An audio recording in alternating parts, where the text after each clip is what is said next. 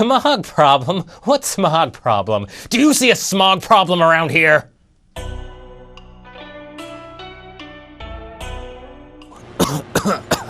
Oh. Hi, welcome to China Uncensored. I'm your host, Chris Chappell.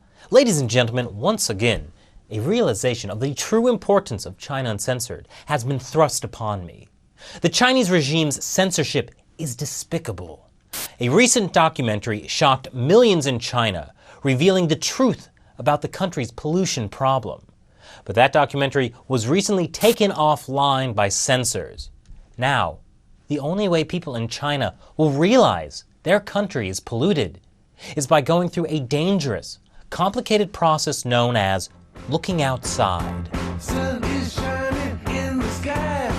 There ain't a cloud in sight. But I suppose it's only a matter of time until that's banned too. The documentary is being compared with Al Gore's climate change documentary, An Inconvenient Truth. It's called Under the Dome, a reference to the Stephen King book of the same name, in which a small town is mysteriously surrounded by a dome and, I don't know, people are monsters or something.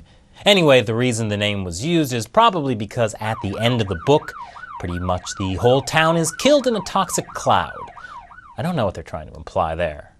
The documentary got over 300 million views and managed to stay online for almost a whole week before censors took it down. So who is this proverbial gunslinger going after the man in black that is China's pollution problem? Why, it's former CCTV reporter Chai Jing. Part of Chai's inspiration, she says, was the birth of her daughter with a benign tumor that she blames on the pollution. The documentary is in some ways remarkable. While some Chinese try to awkwardly blame China's pollution problem on foreign countries for manufacturing in China or barbecues, Chai delivers a TED Talk-style point-by-point analysis of the causes of pollution, leveling the blame at bureaucracy and cronyism within the government. She first tackles China's reliance on coal. China burns more coal than the rest of the world combined. Then she moves on to the regulators that routinely fail to impose penalties on everything from lowly truck drivers operating with counterfeit smog checks to oil companies that really don't seem to care. The oil industry in China is dominated by state-run companies, in other words, the government. The two biggest are Sinopec and PetroChina, the third and fourth companies listed on the Fortune 500. According to Chai, PetroChina controls 70% of the oil and natural gas industry in China. Finally, she hits on the banks for giving subsidies to zombie companies, basically industries that have totally failed but continue to be propped up by the government. This particularly happens in China's steel industry, according to the Under the Dome documentary. So, oh my gosh, somebody made a documentary like this in China. I don't think I want to stand too close to the splash zone. But this was the incredible thing that happened. Nothing. Under the Dome was not taken down for at least longer than you'd think.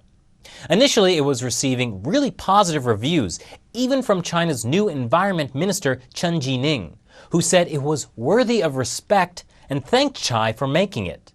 And according to China Digital Times, the only censorship restrictions sent out were to not hype it. I mean, that makes sense, right? Pollution affects everyone. Well, except top officials in Beijing who have the best air purifiers in the world and get their food from guarded organic military farms. From the documentary, it's clear that Chai must have had support from some in the government. She interviews officials from the Ministry of Environmental Protection, for example. In an interview with the People's Daily, she said she cleared some of her interview material with different government groups. But then there was a meeting of China's rubber stamp parliament, the National People's Congress, and references to Under the Dome, at least the ones blaming the central government for the pollution problem, were being deleted.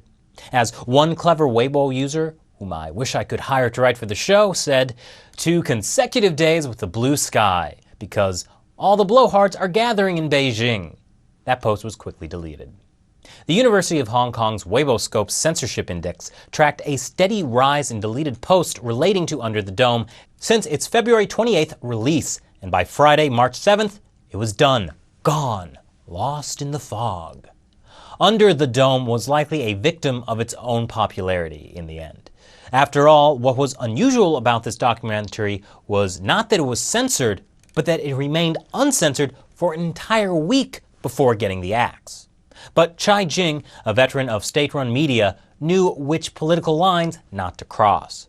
According to the New York Times, in an earlier version of the documentary, Chai talked about how pollution was a result of China's entire development model, which would have to change. That's something that the Chinese leadership would not have appreciated, and it was left out of the final version. I have not heard of any misfortunes befalling Chai Jing. As far as I know, she's still alive and breathing. Uh-oh. Breathing? In China? She's doomed. As for you not living in China or with VPNs, I've provided a link below to the documentary available on YouTube, which is of course banned in China. Thanks for watching this episode of China Uncensored. Be sure to check out the Facebook and Twitter page, as well as ChinaUncensored.org, where you can sign up for the weekly China Uncensored newsletter. Once again, I'm Chris Chappell. See you next time.